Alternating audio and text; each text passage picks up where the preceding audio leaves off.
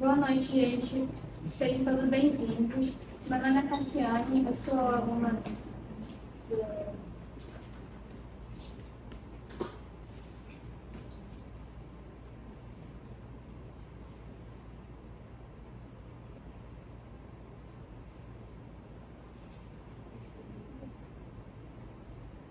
Faculdade de Estética e Tecnologia. da Faculdade Tecnológica de Estética e Cosmética do SENAC, do Amazonas, que está na direção da professora Andressa Vieira. E o nosso podcast é o podcast Esteticando, que vai relatar sobre o Setembro Verde, que fala sobre a inclusão social. Vamos abordar ali a parte, assim, da parte sobre a importância, relatos também.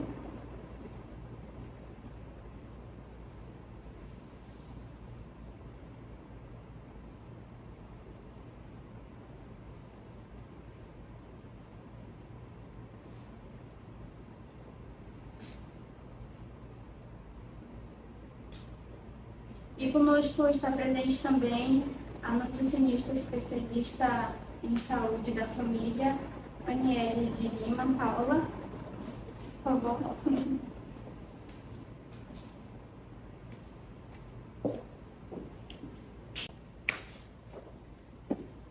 Uma salva de palmas para a Aniele. E também o psicólogo Elídio Batista de Souza. Seja bem-vindo.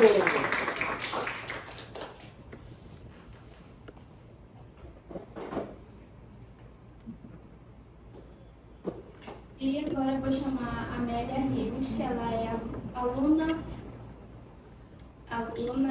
que faz cosmetologia estética do segundo período noturno.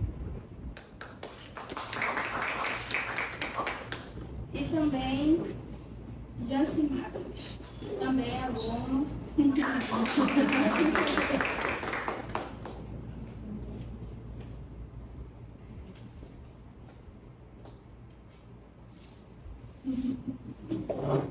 Boa noite.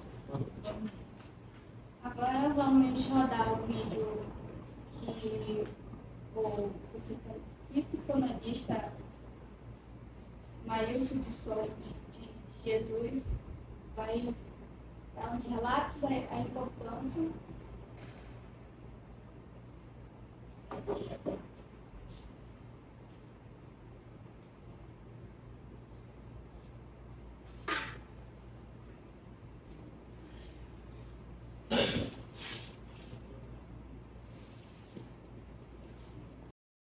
Olá, você que faz parte do SENAC Amazonas, seja como docente, discente, corpo administrativo, demais colaboradores.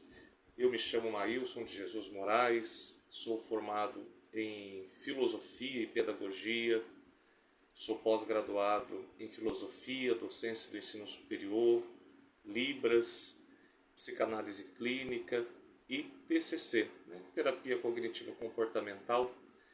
Eu venho aqui falar um pouquinho e dar uma breve, singela, mas muito significativa contribuição sobre o Setembro Verde. Esse setembro em que nós somos convidados a refletir um pouco sobre a inclusão social de pessoas com diversos tipos de deficiências e transtornos. Mas nesse momento eu gostaria de partilhar um pouco, principalmente, sobre a experiência das pessoas que possuem o transtorno do espectro autista. Antes de mais nada, eu gostaria de dedicar esse vídeo aos alunos do curso Tecnológico em Estética e Cosmético. Também agradecer a oportunidade de estar aqui conversando com vocês um pouco. Agradecer à coordenadora do curso, a senhora Andressa Vieira, também a professora responsável, Ana Caroline, e a minha grande amiga, Amélia, mais conhecida como Lia, que me convidou para fazer esse momento de partilha, de conversa sobre o espectro autista e a sua inclusão na sociedade. Primeiramente, para nos falarmos de inclusão social de pessoas com espectro autista, se faz necessário nós compreendermos que a palavra equidade ela é fundamental para nós falarmos de inclusão. Provavelmente você já viu aquela figurinha em que tem uma cerca e 3 pessoas de tamanhos diferentes. Uma maior, uma mediana e uma mais baixa. Cada uma querendo ver o que há depois da cerca. Quando nós pensamos em equidade, nós vamos pensar que cada uma delas necessita de um apoio de um tamanho. Infelizmente, quando nós falamos em inclusão, as pessoas começam a pensar na experiência de termos direitos iguais. Claro, nós vamos ser, como pessoas, como seres humanos, precisamos ter os mesmos direitos. Mas para que as pessoas consigam chegar a esses direitos, nós vamos precisar oferecer para cada um conforme as suas necessidades. E é interessante que, como nessa figurinha, aquele que é mais alto, ele precisa de um banco menor.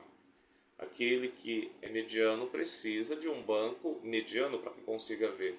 E aquele que é o mais baixo, ele precisa de um banco maior, de um caixote maior para que consiga ver. Se nós fôssemos partir da ideia de igualdade, cada um receberia bancos iguais e provavelmente não atenderia a demanda e a dificuldade de cada um. Então, quando nós falamos de inclusão dessas pessoas do espectro autista, nós precisamos compreender que elas vão precisar de atenção especial para que consigam chegar ao mesmo fim de que outras pessoas. E isso não é errado. Isso não é tirar do outro direito, mas é olhar de uma forma personalizada para cada pessoa. Eu trabalhei muitos anos na área da educação, no estado de São Paulo. Hoje eu estou no estado de Mato Grosso do Sul, na cidade de Campo Grande. E uma das nossas discussões era como incluir crianças com espectro autista dentro das salas de aula regulares. Por muitas vezes se pensou que as pessoas com deficiências ou transtornos, elas deveriam ter uma sala de aula especial, uma sala de aula adaptada, enfim. Mas, olhando a legislação da educação brasileira, né, na esfera federal, nós vemos que é um direito do aluno com autismo que ele participe integralmente das atividades das escolas regulares, porque aquilo que se chamava de escola para pessoas especiais nada mais era do que uma forma de excluir essas pessoas da sociedade. Portanto, nós precisamos estar muito atentos para que os nossos comportamentos não sejam excludentes também, para que os nossos comportamentos não tenham uma boa vontade de incluir, mas, no fundo, é uma forma de não ter trabalho com essas pessoas. E dentro dessas discussões que tínhamos, dentro das nossas reuniões de professores, coordenadores pedagógicos, a grande questão era como nós, professores, iríamos elaborar planos, projetos, atividades, dinâmicas, metodologias para atingir essas pessoas. Não para que elas fossem ali tratadas de forma diferentes, não para que elas fossem tratadas de forma excludentes, mas o nosso grande objetivo sempre foi incluí-las, fazer com que elas fizessem parte deste grande trabalho que as escolas e outras instituições promovem. Outra experiência também que tive foi quando coordenei um SEI, Centro de Educação Infantil, na cidade de São Paulo, é o que nós conhecemos anteriormente por creche, e tínhamos a demanda de bebês e crianças que tinham espectro autista, nos seus mais variados níveis. E a grande questão também era como incluir esses bebês e crianças nesse contexto escolar inicial. E percebemos que fazer o acompanhamento médico, as terapias, as atividades ocupacionais, elas são de suma importância para este bebê. Mas o profissional da educação, ele precisa estar atento para que possa de forma acolhedora trazer essas pessoas para dentro das unidades, para que não sejamos assim aqueles que excluem.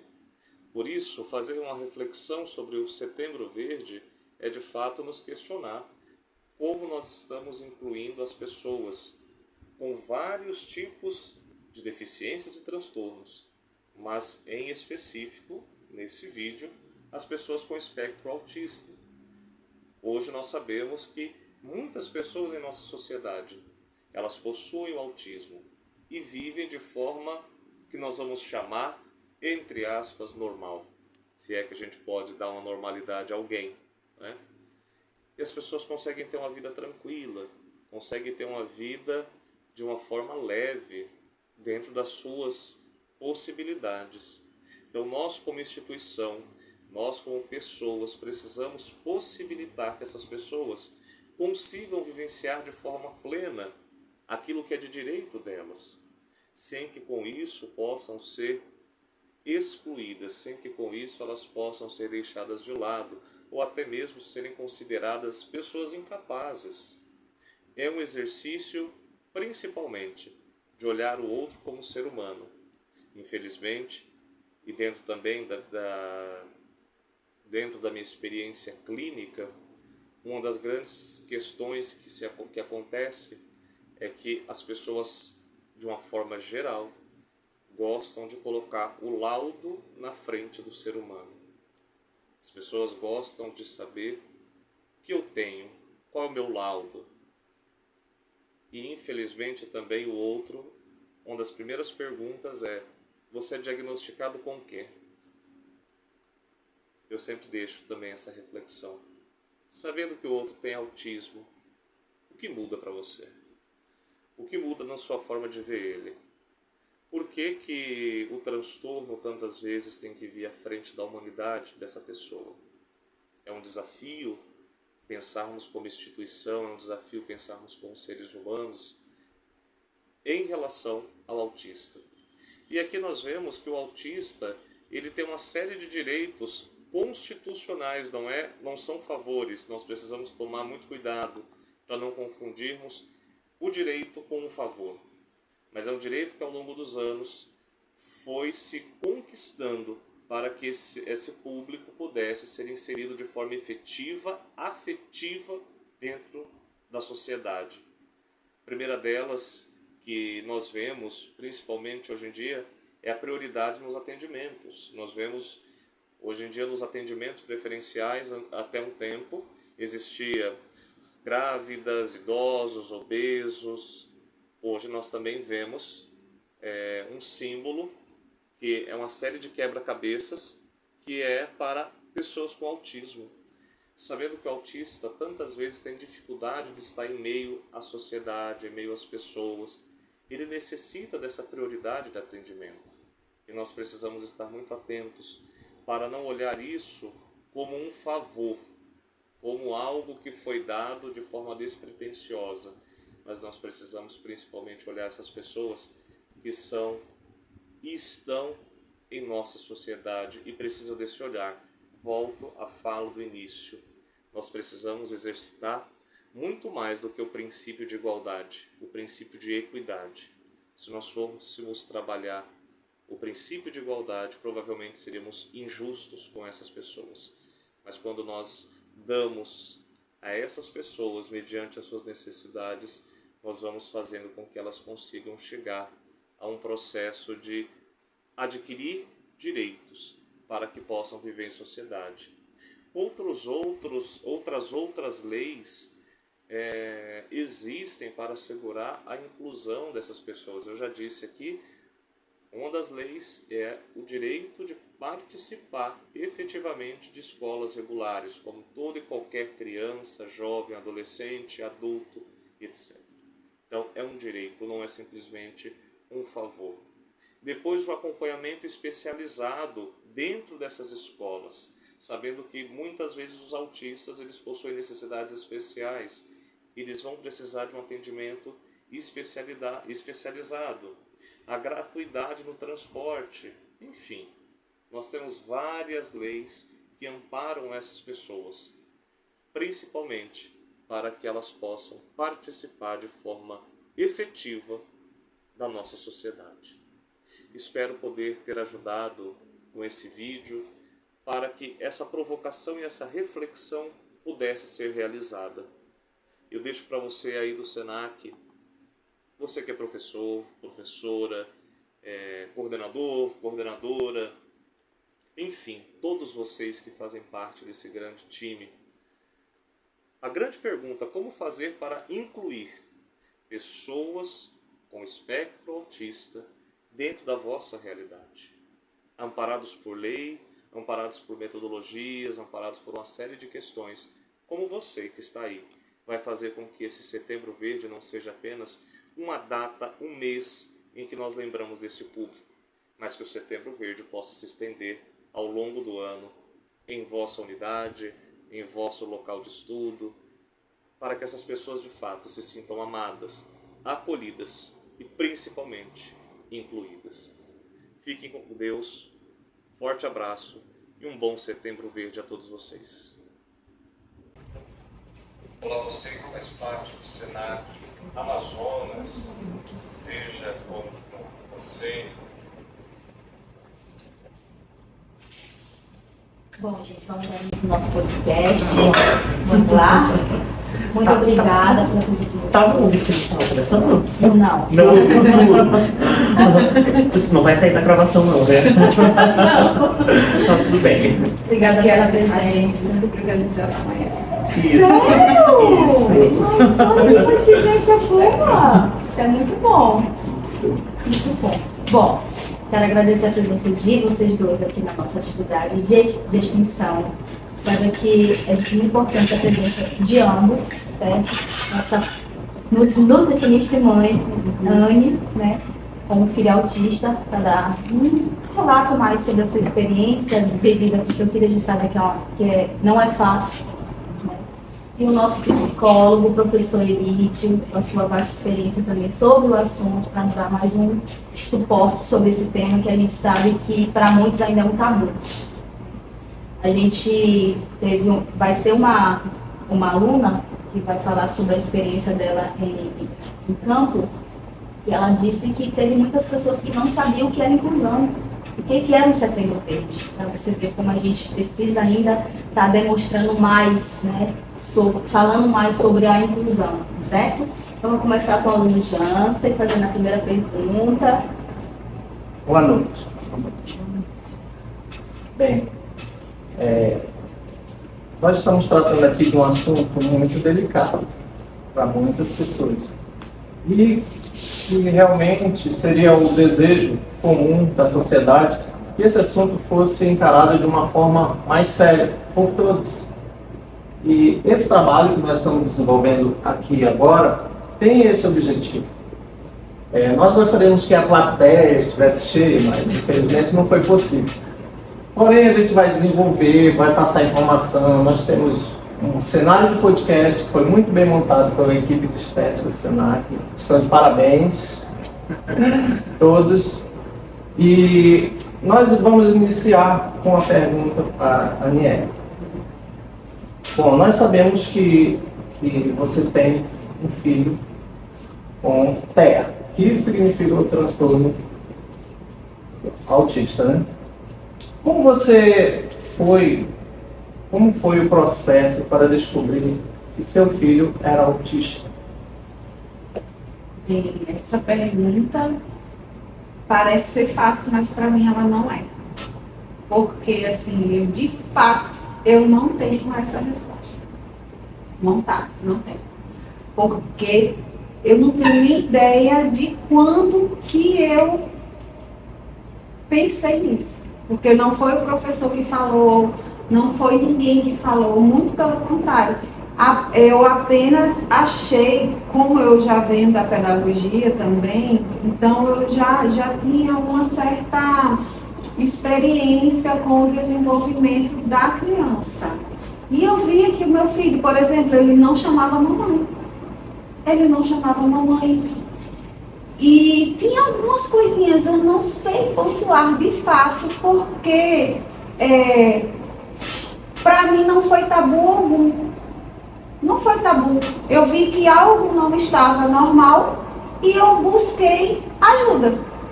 A família foi mais difícil. porque todo mundo dizia que não, que eu estava inventando, procurando cabelo em ovo, mas a gente que é mãe, a gente sente. E assim, ele não chamou mamãe. E outra coisa que eu lembro assim, agora, é que ele não pedia água. Então, como que uma criança não pede água? E o meu filho, ele já tinha quase 3 anos e ele não conversava. Mas ele sabia todas as letras do alfabeto. Ele falava tudo em português, em inglês, em francês, em coreano. Mas ele não falava assim comigo. E ele não pedia água, ele pegava a minha mão, aí fazia para eu pegar água para ele, e eu dizia, não, isso. E eu comecei a fazer minhas pesquisas sozinha. E resolvi, como ele não falava, eu resolvi levá-lo à fonoaudióloga. E ela disse que ele está aqui 50 minutos numa sala, ele não conversou nada, ele não falou nem a letra A, mas ele interagiu com ela, ele jogou a bola para ela, ele recebeu de volta. Então ficou aquela questão, né? Aí eu disse, mas por favor, encaminhe para alguém. E ela encaminhou para o neuro. Mesmo assim, eu passei muito tempo para poder levá-lo. Mas eu tinha certeza, assim, que alguma coisa deveria ser ajustada. Eu não sabia de fato o que, né?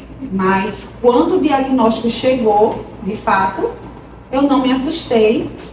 Eu fiquei tranquila, porque eu percebi algumas habilidades que ele tinha. E eu sabia que a gente tinha que desenvolver aquelas e procurar ajustar as outras. Pronto. Para mim, não foi difícil. Claro que hoje a gente fica pensando, né? Por exemplo, esse ano ele vai sair dessa escola, que eu fico tranquila, é do CEMEI, é da prefeitura, mas eu fico muito tranquila lá. Mas pro próximo ano ele vai ter que mudar e vem um monte de questões, né? De insegurança e tal. Mas eu prefiro não pensar nisso agora. Eu prefiro viver o agora. Para você ver que há casos e casos, né? Nunca é fácil. Nunca é. Porém, os pais são os primeiros a notar algo diferente.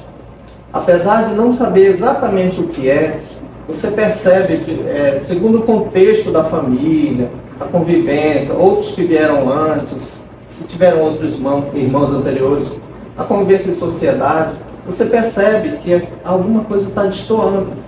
E isso te levanta muitas dúvidas e te deixa aflito, como mãe. Eu acho assim que o mais difícil para a família, eu vivi isso, né? Porque dentro da minha família, o pai, o meu marido, o meu sogro, eles não aceitavam. Eles achavam que era besteira, né? E assim, quando eu consegui mesmo levar o meu filho para o neuro, que o neuro trouxe um possível diagnóstico, né? Que me enviou para fazer as terapias com psicólogo, neuropsicólogo, com fonoaudiólogo. E eu saí correndo atrás, porque tudo que eu queria era uma resposta. Eu queria, assim, um laudo que dissesse sim, é isso, não tem nada a ver. Eu queria para eu saber o que eu poderia fazer a partir daí. E assim, hoje eu conheço várias pessoas que é nítido que aquela criança tem alguns sintomas, é assim que eu poderia dizer? Traços. E os pais, eles não aceitam de jeito nenhum. Então eu fico assim, meu Deus, e essa criança? Né? A responsabilidade que está sendo colocada em cima dela, porque ela precisa de um suporte. E aí? Porque eu não aceito? Meu filho, ele toma medicação controlada. E assim, no início foi muito difícil para mim. Nossa, foi super difícil. Hoje em dia é tranquilo, sabe? Eu sei, inclusive eu até deixei um tempo sem dar e eu me senti super culpada, porque quando eu resolvi dizer assim, não, vai ter que tomar mesmo, e eu vi que ele melhorou assim, ó, instantaneamente, no aspecto social, para organizar as emoções dele. Porque, de fato, o meu filho, ele é independente, ele vai ao banheiro, ele é de suporte 1, né? Suporte leve, né? Que chama. Porque esse leve é muito, quando a pessoa diz, leve para quê? Porque para mim não é. Né? Então, assim, não existe essa história. É leve porque o suporte dele, por exemplo, ele vai ao banheiro sozinho, ele toma banho sozinho, ele come sozinho. Apesar de ter uma certa seletividade alimentar, mas ele come sozinho. Eu já sei o que ele gosta, o que ele consegue, o que ele não consegue, então eu vou adaptando. A maior dificuldade hoje do meu filho é a questão do... Ele não consegue lidar com as emoções dele, ele está aprendendo ainda. Então ele fica frustrado, acabou o mundo para ele. Mas tipo assim, são coisas simples. Tipo, ele acredita que ele vai abrir essa garrafa. Aí você abre a garrafa, meu Deus, segura essa criança, porque o mundo para ele acabou. Então assim, o que eu faço? Eu vou ajustando, explico para ele, porque a sociedade não vai tratar ele da mesma forma que a mamãe está tratando, não. Tá certo. A gente elaborou aqui uma sequência de perguntas, porém, nós sabemos que nem sempre o script sai conforme o roteiro. E assim, quando eu estiver falando, pode me cortar. Sem problema, você vai ficar à vontade. Professor Lido, só um instante. O senhor gostaria de pontuar em cima das questões levantadas até agora? Isso que eu ia falar para ela, Jansen, quando a gente acabou de entender que a gente se conheceu, né? A gente se conhece já como diz o ditado, de outros carnavais. Mundo pequeno, né? Vai se encontrar aqui no nosso podcast. Isso, se tivesse combinado não teria dado certo. Então, quando ela falava assim, as pessoas, a família, o maior desafio diante da diversidade, muitas das vezes, começa dentro de casa. Né? E eu ouço muito relatos com os adolescentes, por exemplo, principalmente quando tem alguns outros irmãos, é que, assim, meu pai me compara com meu irmão. Olha, a sua irmã é obediente, mas você não é obediente. Então, a comparação dentro de casa, ela cria uma ideia não simbólica, mas materializa no pensamento como algo assim, olha, eu preciso superar meu irmão. Então, dentro de casa, dentro do contexto, né, geral, que já é uma questão, inclusive, de inclusão, de diversidade, de integração. Você sentou à mesa, mas você não é igual o Jansen. Você não tem voz, então, cadê a diversidade? Cadê a inclusão que eu tanto falo? Entende? Então, muitas das vezes, dentro da equipe multiprofissional, em todos os casos, né, a equipe multiprofissional na escola, na empresa, ela precisa, muitas das vezes, na escola, desenvolver um plano terapêutico para os pais. Os pais precisam, muitas das vezes, serem integrados, não é só na condição patológica, não, mas até uma questão, inclusive, de ensino, aprendizagem. A Inês falou agora um pouco sobre que ela é pedagoga também, né, da área da pedagogia. A gente tem esse desafio na educação. Muitas das vezes o pai precisa reforçar positivamente o filho para que ele continue escrevendo, para que ele continue sendo encantado para aprender. É um trabalho conjunto. Eu tenho uma família, eu tenho uma sociedade, eu tenho os pais, eu tenho as mães. Eu não posso dizer assim, não, isso é a tarefa do pai, isso é a tarefa da mãe. Então a família, muitas das vezes, para dar o apoio, ela precisa também compreender que ela é uma ponte com isso, entende? E um ponto bem importante que você falou, Aniele, sobre a medicação. Hoje nós temos um tabu imenso com a medicação. Imenso. Nossa, se você estiver num ambiente que você diz assim, eu tomo 10 miligramas depois do meu café da manhã de Escitalopram, que é um antidepressivo, para eu ficar bem o dia todo. Nossa, as pessoas ao seu redor têm um tabu. Parece que, sabe, elas se afastam, elas não te apoiam. E isso eu já vi, inclusive, numa equipe de trabalho. Às vezes o colega, por exemplo, toma 10 miligramas de Amitril, porque ele precisa dormir, ele não consegue, ele tem uma disfuncionalidade no sono. A medicação não é somente para curar algo, não, é para, muitas vezes, condicionar o seu organismo em determinado contexto. Como, por exemplo, a Amitril, 10 miligramas de Abitril durante 30 dias. Você condiciona esse indivíduo a dormir 8 horas, 7 horas por noite. É para tratar um sintoma, né? Isso, essa condição médica no sono. Porque eles, não dormindo direito, ele não produz, ele é irritado, ele não aprende, ele não desenvolve. Mas dentro desse contexto de medicação, o paciente fala logo, eu não quero tomar nada. Porque eu vou me viciar. E aí só um pontinho, né? Só um pontinho. A gente se vicia, por exemplo, em determinado alimento. No cafezinho, na novela, na série, não é?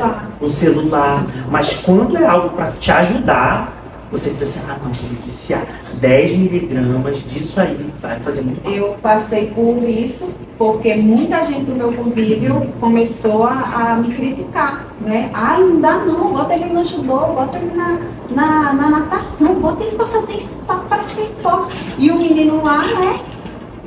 Perdendo a paciência. De repente, quando eu voltei, que eu disse, não, eu vou dar a medicação dele, e eu dei a medicação dele, assim, ele... Olha, ele tá muito bem, ele tá medicado.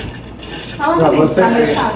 como Sabe? muitas mães que passam pelo que você está passando, que passou, tem esse primeiro contato com o problema, com a alteração, com o transtorno, e vê que tem algo errado. Vai ao médico de primeira linha, de primeira posição, de primeiro contato, e o médico, mãe, põe na escola.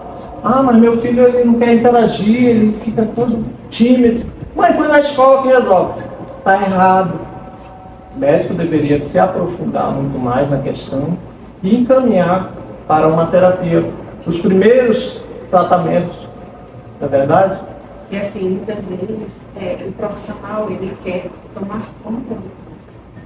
Então, não existe essa ideia da integralidade. Olha, eu vou só até aqui, essa parte aqui, ele vai tratar. Nessa questão da medicação, uma coisa que é importante falar, só para terminar esse assunto. Eu, enquanto nutricionista, eu percebi que tudo relacionado, tudo vai para a conta do autismo. Ele está irritado, passa medicação, passa um remédio, porque é do autismo. Ele está chateado, passa um remédio que é do autismo. Ele está agressivo, passa um remédio que é do autismo. Não, às vezes é uma dor de ouvido, às vezes é uma dor, às vezes é gases, sabe? Às vezes, fome. O meu filho, ele não sabia dizer que estava com fome. Ele, assim, nós sabemos que quando nós ficamos com fome, já até parece mito, mas não é, que a mulher quando está com fome, ela fica irritada. Na verdade, todo mundo fica. E o meu filho, ele ficava irritado, chegava no momento em que ele estava super irritado. E dizia, meu Deus, o que é isso? Aí depois eu, caramba, ele deve estar com fome, meu filho venha comer. E acabava a irritação dele. Então eu comecei a ensinar para ele, meu filho, isso que você está sentindo, olha aqui, ó. É fome, porque você está com fome, vem comer. Então hoje ele já sabe. Ele fala, mamãe, eu estou com fome, eu estou com muita fome. Ontem eu ri que ele disse, eu estou morrendo de fome. Então ele já aprendeu, mas eu tive que ensinar para ele que aquilo que ele estava sentindo era fome. Porque se eu acertasse o horário para dar comida para ele e aquela fome não chegasse a irritá-lo, ok. Mas se eu passasse do horário, tipo, do momento certo, ele não sabia mais lidar. Até que, na verdade, chegava um tempinho assim, quando ele começou a aprender o que era fome, ele dizia, mamãe, eu tô com fome. Mas se ele tivesse entretido e ele perdesse esse momento de dizer que estava com fome, e a fome causasse nele já irritabilidade, ele perdia, ele não conseguia mais entender que ele estava daquela forma por causa da fome. Então isso aí é muito desgastante para mim como mãe, que é o que você falou. Eu preciso de um apoio psicológico, eu preciso de terapia. Tem casamentos por aí que estão acabando, sendo destruídos porque a mulher não aguenta e o marido chega em casa cansado e encontra uma mulher louca, né? irritada e ele não consegue compreender porque ele quer ser compreendido. E assim, tem muito casamento que está acabando por causa disso. E o marido simplesmente ele diz assim, ó, quer saber? Eu vou embora. E vai embora e deixa a mulher lá com a boca. Fala, amiga, fala. Porque eu acabei pra falar. Só eu falo aqui, gente. Como é que você gerencia essa tua sobrecarga? Qual é o segredo? Conta. Vou te dizer, eu não gerencio nada, minha filha. Eu não dou conta de nada. E assim, isso é maravilhoso, porque eu entendi que eu posso não dar conta de nada. Então, o que é que eu faço?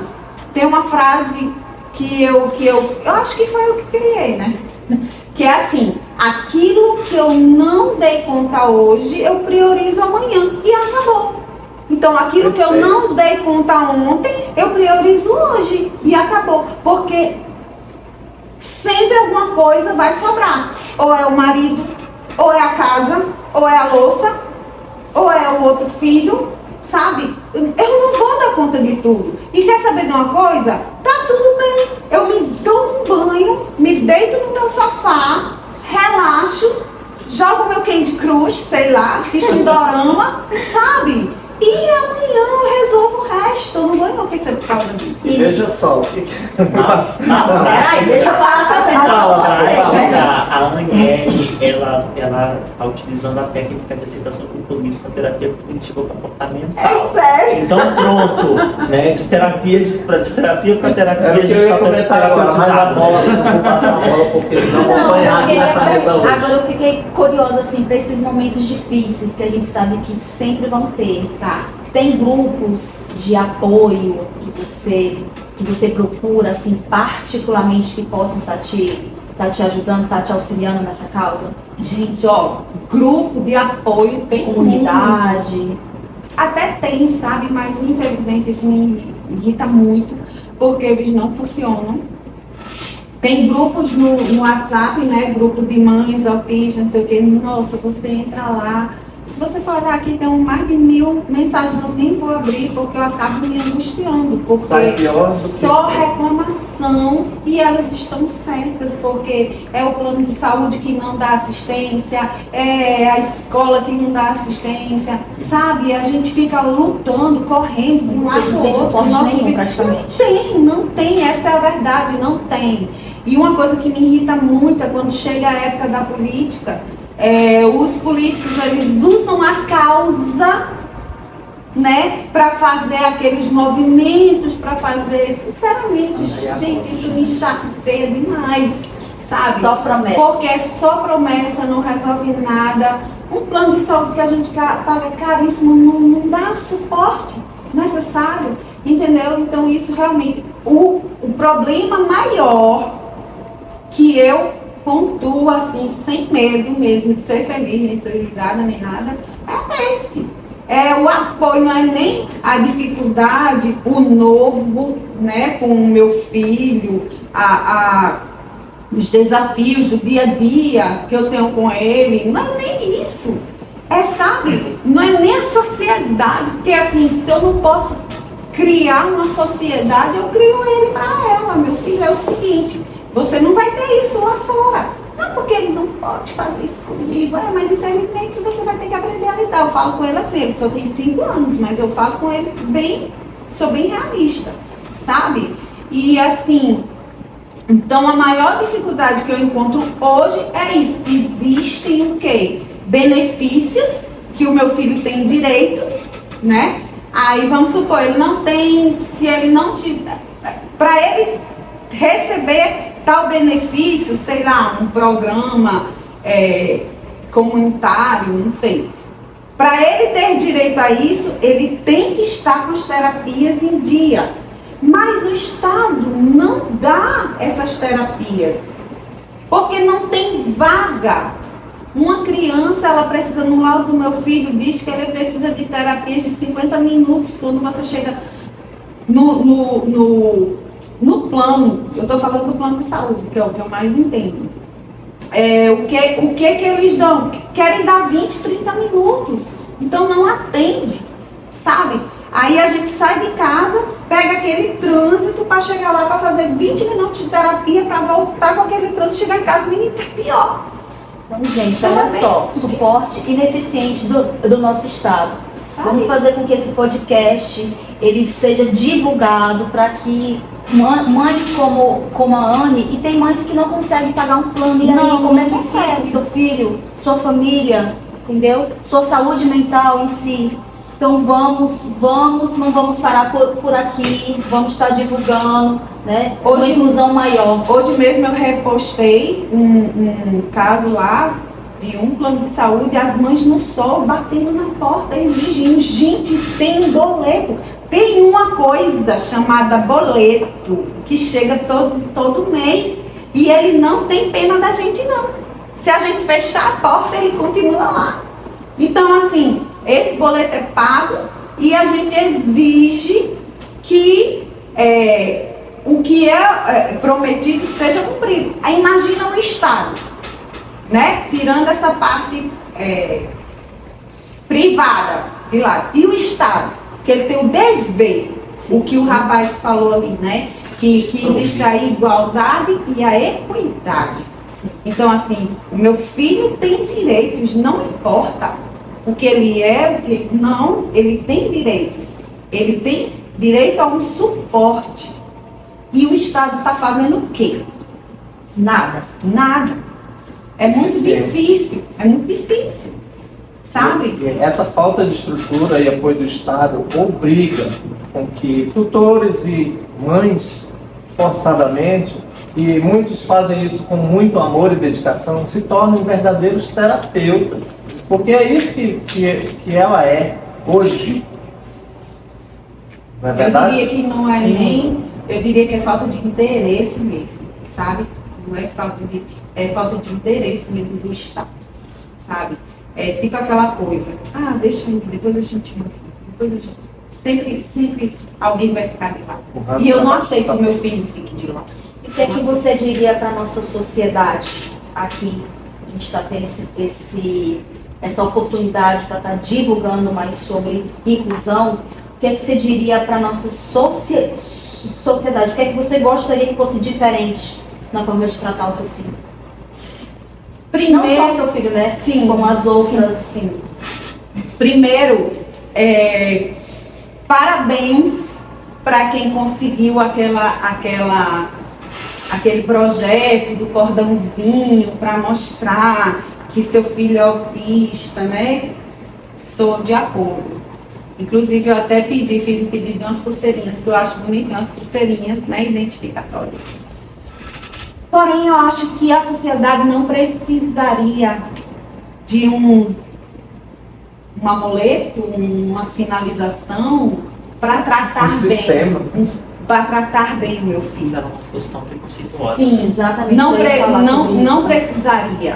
Então é isso que mais me chateia. Então, né? mais empatia. Por exemplo, mais empatia.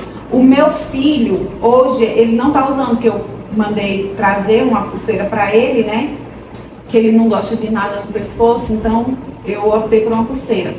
Mas até essa pulseira chegar, eu vou ter que estar explicando às pessoas o comportamento que ele está no momento. Ele não consegue ficar muito tempo sentado. E ele vai querer mexer, ele vai querer subir, ele vai... E tem gente que fica criticando e ele é mal educado, e ele, né, esse menino está precisando. Não, meu filho está precisando é que você compreenda ele. Você falou a voz, a nossa aluna Adria. A nossa sociedade, só contribuindo com o que você perguntou dela, enquanto a nossa sociedade achar que nós temos que encaixar as pessoas em um padrão, nós não vamos prosperar enquanto sociedade. Porque se você pega, por exemplo, o DSM-5, ele enquadra uma série de sintomas em uma determinada patologia.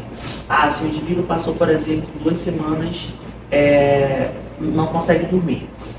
3 semanas, um exemplo, né? 3 semanas, por exemplo, que chora sem motivo algum. Em um mês, esse mesmo indivíduo, por exemplo, ele tem uma apatia a qualquer tipo de alimento. Esse indivíduo é um depressivo. Entende? Então, até mesmo para com o diagnóstico, eu quero encaixar esse indivíduo em algum lugar. E enquanto eu continuar, nossa sociedade continuar com esse pensamento que as pessoas têm de seguir um padrão, né, nós não vamos prosperar enquanto sociedade. A gentileza, a credibilidade, o comportamento humano tem que ser um chamado não só da escola, tem que ser um chamado da comunidade religiosa, da política, das pessoas, por exemplo, da família, dos pais, de todo mundo. Porque esse chamado, ele tem que ser para nós, para a educação. Tem uma música que foi eternizada na voz do Ney Matogrosso, que é a Balada do Louco. Diz assim: dizem que sou louco por pensar assim, mas louco é quem me diz que não é feliz. Eu sou feliz. A letra toda, ela retrata que a individualidade, ela precisa existir. Pronto, agora você falou num contexto que a gente está falando do autista infantil. Isso. E no adulto, né? Teve um relato da nossa aluna Liabra, que teve um adulto, ele era um adolescente de 15 anos em um supermercado, sabe? Não tem um comportamento como outros, né? Eles não sabem lidar muito bem com as suas emoções. E tinha gente questionando que ele estava chamando a atenção porque ele estava fantasiado de Homem-Aranha. Um homem, um adulto de Homem-Aranha.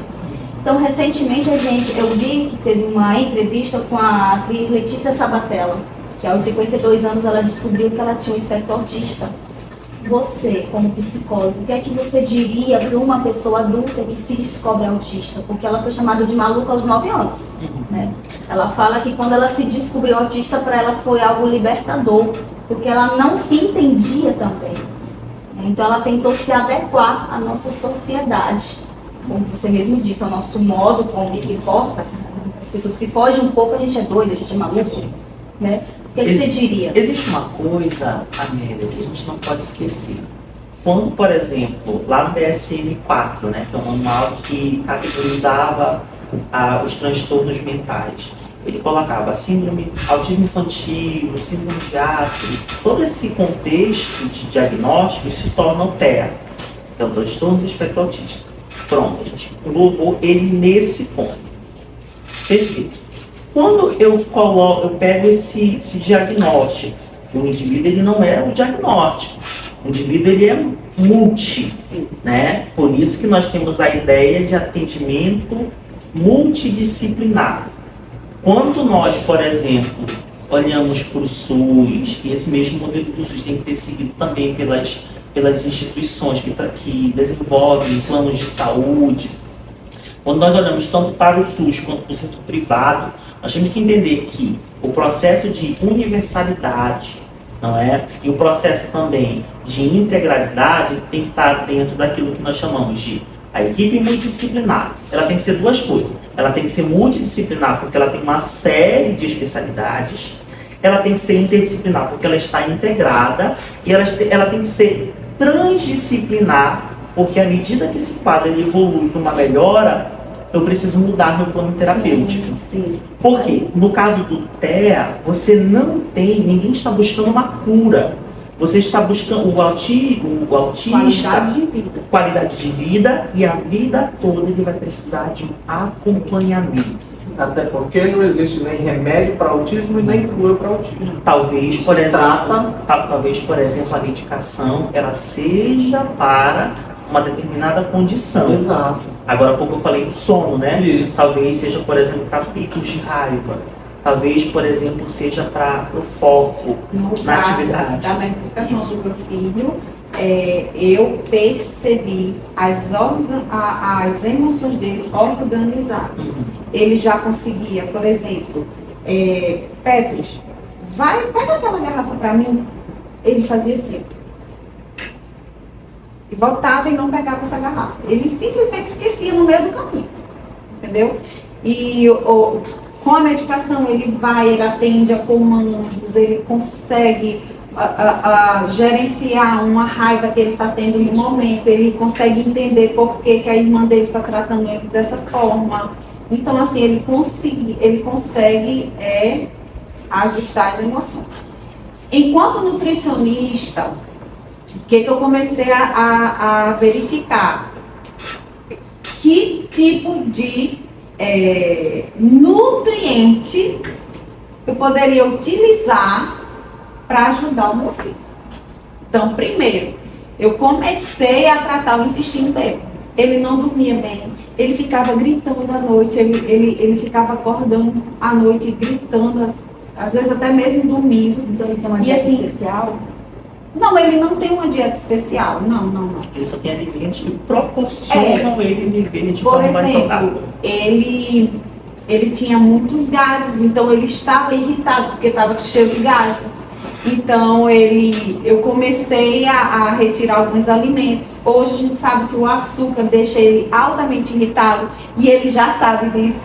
Às vezes quando ele me vê irritado, ele faz: mamãe, você comeu muito açúcar? Então ele já sabe disso. Isso é muito bom. E assim, o intestino, a gente foi tratando o intestino dele com probióticos, prebióticos. E outra coisa, ele tinha uma seletividade alimentar severa, ele não comia nenhuma fruta porque tinha nojo, e ele só comia mesmo macarrão, e a única forma que eu encontrei de adicionar proteína na alimentação dele foi através da crepioca, só que a crepioca só a massa, e fininha, a gente tem que se virar. Então isso seria, vamos dizer, um momento, uma conquista sua com seu filho? Com certeza, porque meu filho hoje come frango, come carne, come peixe, come arroz, come feijão, mas assim, não Porque foi ele não gosta de comer fruta. Ele ainda não come, mas ontem ele pegou a metade de um limão e ele fez assim: mamãe, eu tô com vontade de comer esse limão. Eu fiz meu filho, para não chocar ele, eu falei: meu filho, mas limão não é gostoso assim. Falei logo, né? O limão, ele não é gostoso assim, só se colocar um pouquinho de açúcar. Ainda falei assim para ele não chocar, né, com a sensação. Mas ele ainda fez assim, passou na língua, e que eu achei maravilhoso. Foi uma conquista. Eu fiquei até emocionada. Meu Deus, meu filho passar um limão na língua, né? Mas tinha que ser logo o limão, né? Mas assim, essa semana também ele provou um pedacinho de maçã. Então ele já tá, apesar de que ele só fez mastigar aqui e cuspir. Mas isso é um avanço como psicólogo, você pode ver. Antes ele fazia só assim, ó, com a fruta. Ele pegava a fruta e fazia assim. Ai, que nojo. E ele vomitava mesmo, de verdade. Era muito forte. Olha, para você ter ideia, hoje a própria psiquiatria com a neurologia, ela chegou à conclusão que nós temos que trabalhar multidisciplinarmente falando, principalmente com o sistema endócrino, que está relacionado com o sistema digestivo. Porque o cérebro aqui funciona a partir daqui. Entende? Então, tudo que eu como afeta o meu humor, afeta as minhas emoções, afeta meu estado de saúde. Você pode perceber, por exemplo, quando você come muito, por exemplo, carboidrato, à noite. Nossa, no outro dia, então, você está, parece assim que você passou a noite correndo. Cansado. Porque o intestino está ali, ó, tá trabalhando. O nível de insulina que você atingiu consumindo esse carboidrato excedeu o teto, vamos colocar nesse contexto, né? Então, se nós ficamos dessa forma, quem dirá uma criança? Não vou nem colocar quem dirá uma criança, não vou nem dizer que é uma criança autista, uma criança com TDAH, não, uma criança. E qualquer outra condição que ela tiver. Entende? Então, a experiência que nós temos que ter hoje é com a alimentação. A alimentação é um processo, graças a Deus, por exemplo, o seu filho tem uma mãe que é nutricionista, então ela consegue. E para aquelas que não têm, ou qualquer outra orientação. E eu comecei a trabalhar a nutrição nele porque eu não consegui nutricionista. E teve que ser eu mesmo. Mais uma falha, né? Mais uma falha. Nunca consegui. É um apontamento que a gente faz, inclusive, com a alimentação. Hoje, por exemplo, algumas creches, elas contrataram algumas nutricionistas, nutrólogas, não é? Nutrólogos e nutricionistas, nutricionistas para que a dieta das crianças ela estivesse relacionada à introdução, por exemplo, né, a alimentar, não só a introdução alimentar, mas também de proteína, das frutas, dos legumes. Então, isso, por exemplo, é uma prática que tem de vir da escola e tem que se perpetuar com a família. Porque se a família come mal, obviamente o filho também vai comer mal, né? A criança vai comer mal. E nós temos aqui no norte uma cultura que é assim, mas eu passei a vida toda comendo desse jeito, eu vou comer. Sim, você passou a vida toda comendo, você é uma pessoa. Mas hoje nós estamos em outro contexto. Eu não posso, de forma alguma, comparar. Lembrem, pessoal, a comparação, ela é um comportamento que nós temos de parar. Eu tenho que analisar, olha, dessa forma, é outro contexto. Perceba? Então, quando eu começo a comparar até os indivíduos, né? Mas o filho dela é autista e já aprendeu, o meu não. Perceba, eu estou comparando, e isso é ruim quando eu me comparo. A gente sabe que para a gente diagnosticar uma pessoa com espectro autista é muito difícil, certo? Para aquelas pessoas que são leigas. Recentemente também teve uma publicação, lamentavelmente, de um vereador do Ceará, dizendo que se curava autismo com chibata e penha. É assim que ele foi tratado, porque ele dizia que ele era autista, né? Então, como é que a gente pode diagnosticar uma pessoa e como é que a gente pode ajudar essa pessoa? O diagnóstico hoje, ele tem que ser multiprofissional, né? Multidisciplinar. E como que eu posso ajudar, por exemplo, um indivíduo que é autista? Ou melhor, o diagnóstico dele. O diagnóstico de uma criança autista, muitas das vezes ele não é em um único dia, em uma única sessão. Não. Ele muitas das vezes passa por um processo de 6 meses. Principalmente, se ele estiver com uma equipe multidisciplinar, onde o psicólogo precisa dele em vários contextos. Ele precisa, por exemplo, ter psicólogo infantil que trabalha com terapia cognitiva comportamental. Ele precisa fazer uma análise contingencial. Essa análise não é feita do dia para a noite. Eu não posso dizer que a criança, por exemplo, é autista porque ela fala pouco. Só vou perceber. O diagnóstico, ele não é do dia para a noite. Ele custa, por quê? Porque aquilo ali vai tomar o rumo da vida daquele indivíduo. Eu tenho que entender que é um indivíduo que eu estou falando. A não ser, por exemplo, que o caso seja um caso de estupor. Certo? Falas como essa, por exemplo, que você acabou de citar, elas pouco ajudam, elas pouco importam para a comunidade científica. E muito nos entristece, por exemplo, quando eu vejo esse tipo de fala, é que uma parcela da população pensa dessa forma. Uma parcela de pessoas que são mães, pais, pessoas inclusive da comunidade da saúde, pensam dessa forma. Porque talvez tiveram uma má experiência com a ciência ou até mesmo com o processo diagnóstico. Mas é importante a gente pensar. Amélia, você me perguntou como diagnosticar.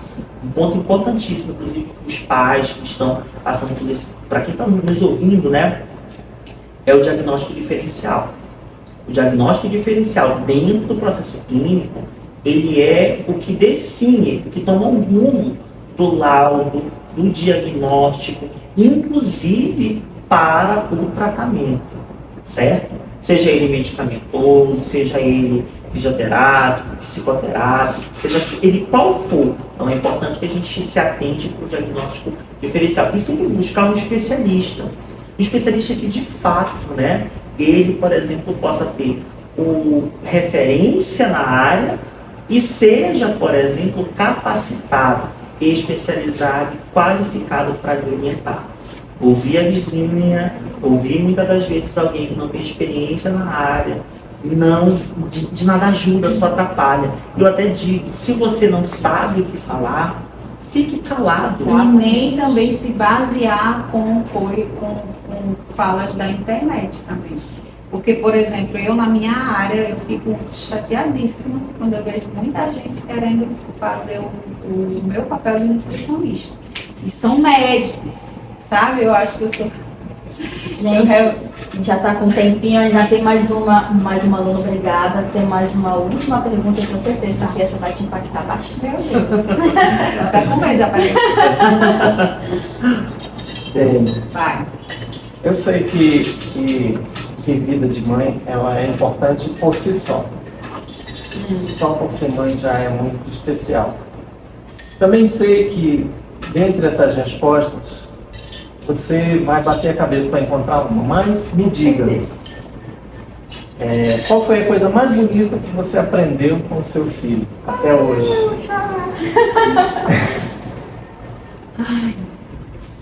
Eu sei que são inúmeras. Não. Foi ser resiliente. Perfeito. Porque, assim, cara, eu sempre fui uma pessoa muito... Eu tive uma infância muito difícil, né? E, assim... Principalmente quando eu vim pra cá, eu percebi que eu criei um muro muito grande. Porque eu vim pra cá sozinha. Então, eu não sei porquê. Quando alguém se aproximava de mim, e por mínimo que aquela pessoa fizesse aquela coisinha, eu já criava um monstro daquilo ali, porque dentro de mim aquela pessoa estava me tratando dessa forma, porque eu vim pra cá sozinha e na cabeça dela não tem ninguém, sabe? Assim, eu estava muito perturbada mesmo. E o meu filho, eu aprendi com ele a ser resiliente, porque a sempre parar, respirar e buscar a melhor resposta para aquele momento. Coisa que eu nunca, nunca. Cara, eu sou nordestina. Quando eu cheguei aqui, o povo dizia cuidar, que eu andava com a bolsa grande, dizia assim, cuidar que dentro da bolsa dela deve ter um facão. Então, assim, eu aprendi com ele a ser resiliente, a entender, sabe, que esse momento ele não pode me comandar, não pode mandar em mim, não. Ele não vai me transformar, ele só vai me abalar se eu quiser, entendeu? Se eu deixar, se eu permitir. Então, assim, que para tudo há um jeito, sabe? E é o que eu tento passar para ele. Como eu falei, ele só tem 5 anos, mas eu tento passar para ele, né? Tanto para ele como para minha outra filha de 4. Então, uma coisa que eu passo muito para ele, eu paro, foi isso que ele me ensinou. Qual o conselho que você daria para as mães? Então, Nos vendo agora. Tá. O meu filho, ele me ensinou a parar. E é esse o conselho que eu deixo para as mães. Você tem o direito de parar. Você não vai ser melhor nem pior se você decidir parar, não. Tá cansado? Descansa. Para e descansa, sabe?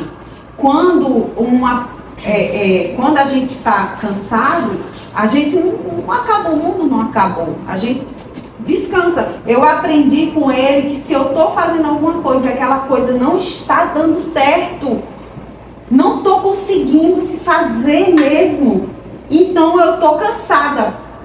É porque eu sou capaz de fazer, mas não naquele momento. Então o que é que eu faço? Eu paro. Perfeito. Eu paro. Então foi isso que eu aprendi com ele. E eu agradeço muito a Deus por ter me dado discernimento para perceber isso, que não é porque eu não estou conseguindo no momento que eu não sou capaz. Eu sou sim, mas não nesse momento. Eu preciso parar e recarregar. Gente, muito obrigada pela participação de vocês dois para a nossa atividade. Quero agradecer a todos aqui presentes. Gente, Eu que agradeço. Obrigado.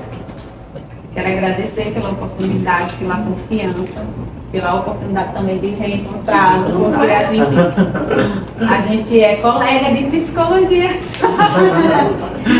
vamos chamar a nossa aluna Édria, que ela vai nos dizer agora um pouquinho da pesquisa de campo que ela teve. Não, vocês podem ficar, ela vai só puxar a cadeira, só para nos relatar um pouquinho da vivência dela com as pessoas que não sabiam, né, sobre a inclusão, sobre o nosso Setembro Verde.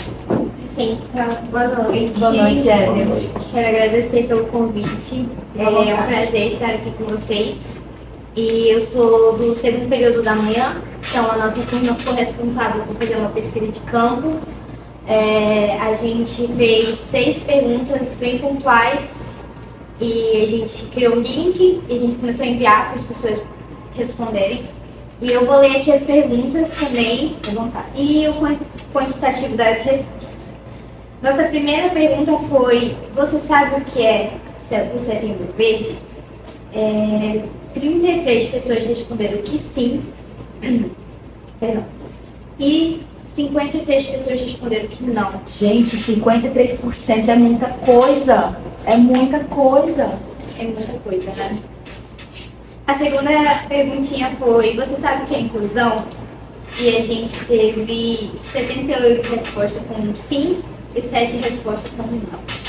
Então a gente vê que ainda existem, né, pessoas que não sabem de fato o que é a inclusão. Eu queria dar um breve comentário sobre isso, que hoje em dia a gente fala muito sobre, a gente ouve falar muito sobre inclusão, né? Mas será que a gente vive de fato essa inclusão, né? Será que a gente tem lutado por pautas realmente importantes? Porque olha só, o quantitativo de pessoas que não sabiam, que não sabem o que é o Setembro Verde é muito grande. Então, cadê as pautas realmente importantes que a gente tanto se diz lutar, né? E a gente percebe que talvez a gente não esteja abraçando tanto essas causas. A nossa terceira pergunta foi: você já trabalhou com alguém que tem algum tipo de deficiência? Então, 55 pessoas responderam que sim e 31 pessoas responderam que não.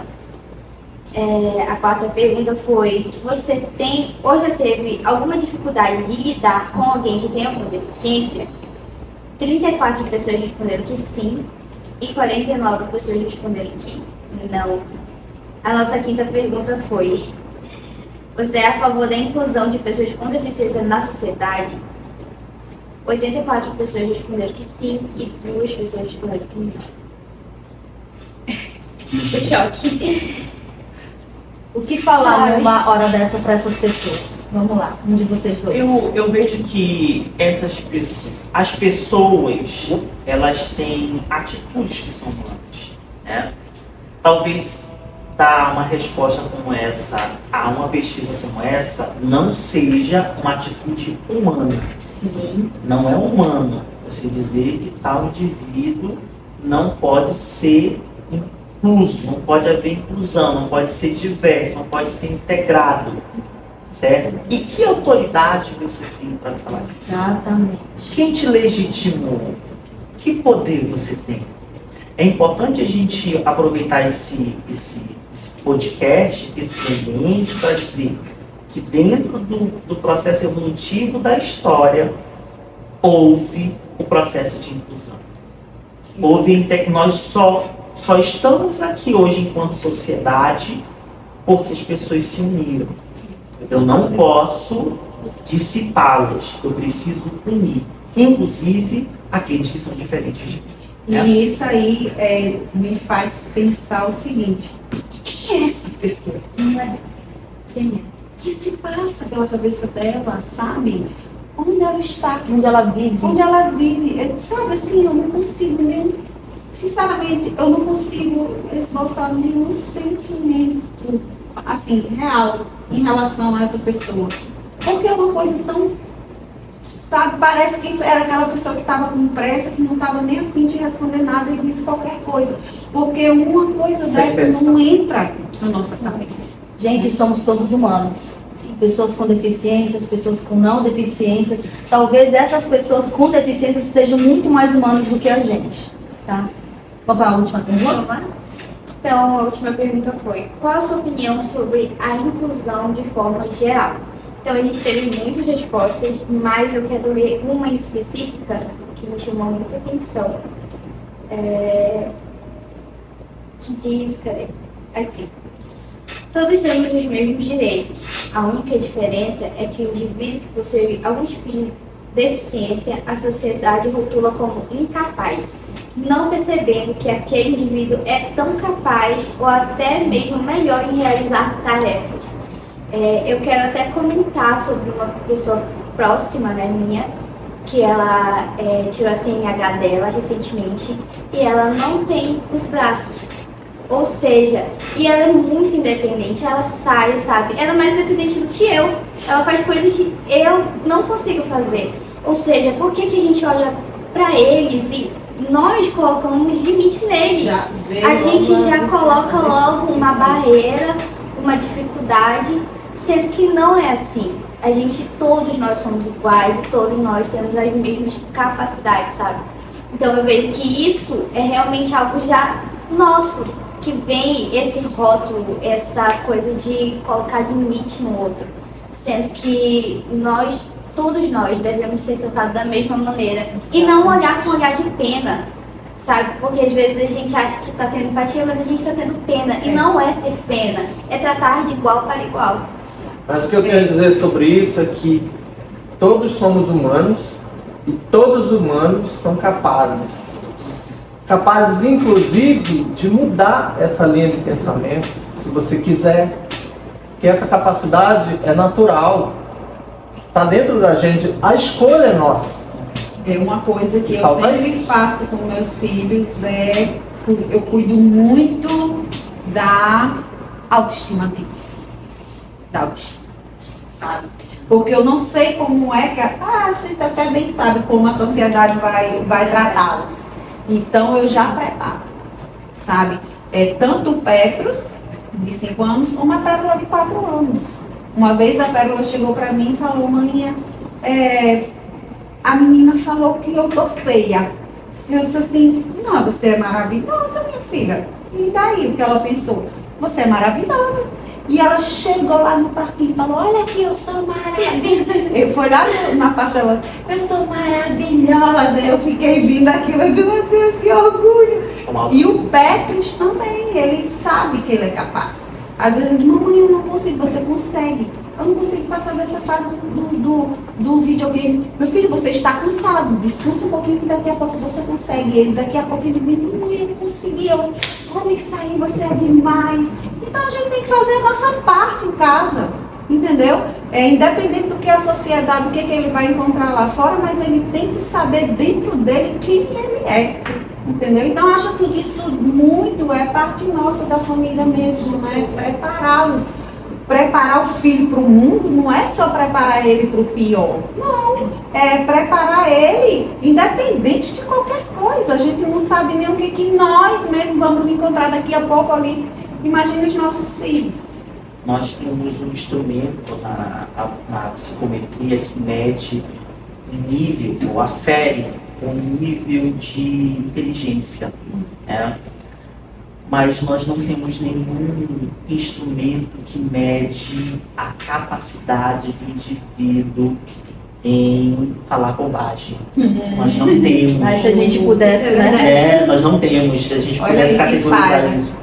Mas hoje, à tarde, eu participava de um encontro sobre a análise de dados, e hoje a inteligência artificial consegue, no Instagram, no Facebook, fazer uma análise de como aquele indivíduo, ele é nocivo, ele é um hater, né? Eu até falei assim, eu acho que a gente deveria criar esse instrumento lá para a cognição, para a gente medir também um nível, né, de incapacidade de raciocinar diante de um ponto como esse. Agora, o mais importante, eu queria chamar a atenção para a gente, para todos nós, é que esses mesmos indivíduos que criticam as políticas afirmativas de inclusão são os mesmos indivíduos que elegem indivíduos que criticam, como por exemplo aquele da fala da surra, né?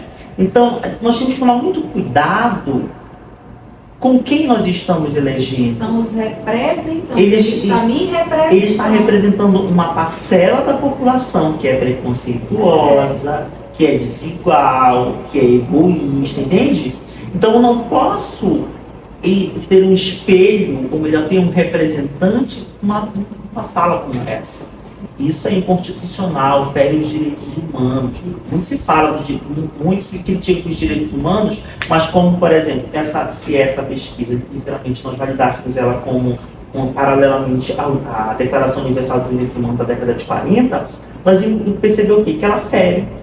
Algumas pessoas feriram aqui os direitos humanos, a Constituição, os direitos, as políticas públicas afirmativas, porque você é contra o que é constitucionalmente eleito para os indivíduos, sabe?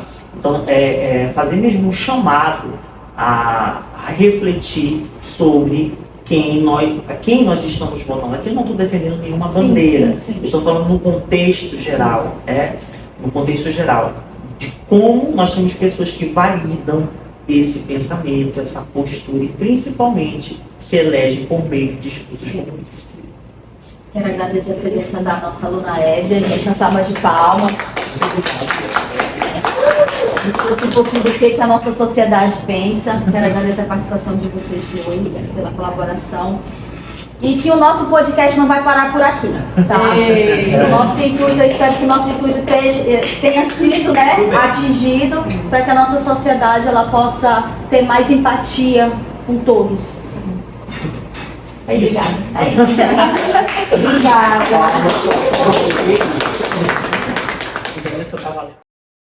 Olá, boa noite, tudo bem? E aí, o que acharam do nosso podcast?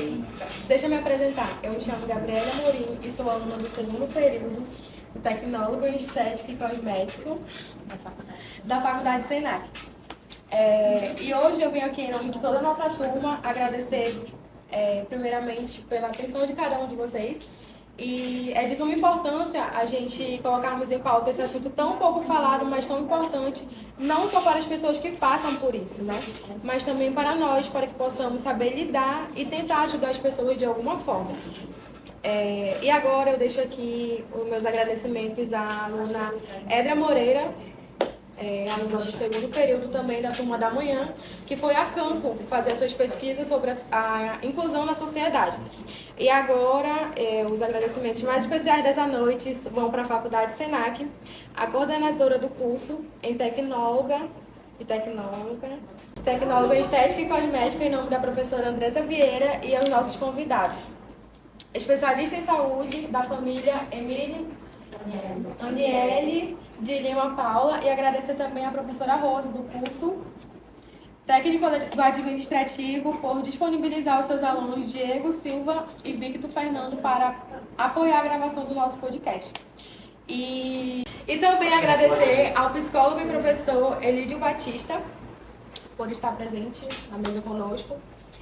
E eu queria expressar minha profunda gratidão à professora Anne Caroline por sua inestimável contribuição ao nosso podcast. Seu conhecimento, paixão e orientação não apenas enriquecendo o conteúdo, mas também nos ajudando a alcançar padrões mais altos. Muito obrigada por sua dedicação e por compartilhar sua expertise conosco. E aqui eu encerro a nossa atividade de extensão do mês de setembro e que venham mais podcasts. E a gente fez a lembrancinha, eu achava que a gente ia esquecer dela. Lógico que não. Da professora Anne, como gratidão por tudo que ela está fazendo conosco, por sua dedicação. Palmas, gente.